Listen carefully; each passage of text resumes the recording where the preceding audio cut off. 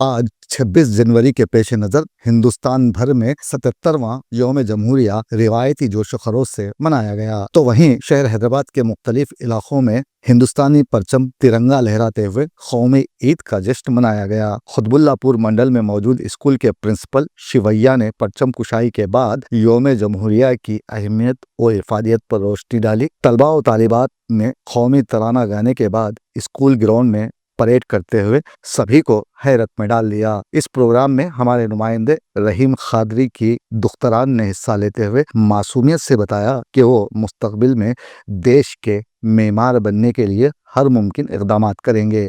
आइए देखते हैं इस प्रोग्राम की कुछ झलकियाँ। Good morning everyone. My name is Rabia Tabassum. I am studying in UKG. My school name is Diksha KG. I want to become IPS. Happy Republic Day.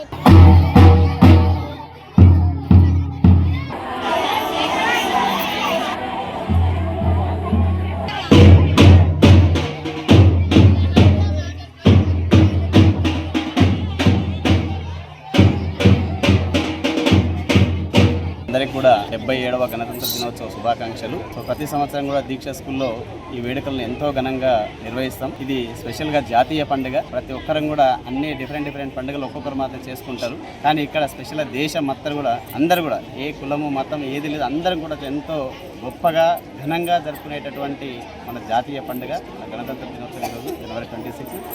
రాజ్యాంగం అమల్లోకి వచ్చినటువంటి రోజు ఈరోజు. అందుకని ఈరోజు మనం గణతంత్ర దినోత్సవాన్ని జరుపుకుంటాం. ఈ సందర్భంగా మేము నవంబర్ 14న కండక్ట్ చేసినటువంటి స్పోర్ట్స్ మీట్, వాటికి సంబంధించినటువంటి అన్ని ప్రైజులు కూడా ఈరోజు మనము డిస్ట్రిబ్యూట్ చేయడం జరుగుతుంది చరణ్ సార్ చేతుల మీదుగా.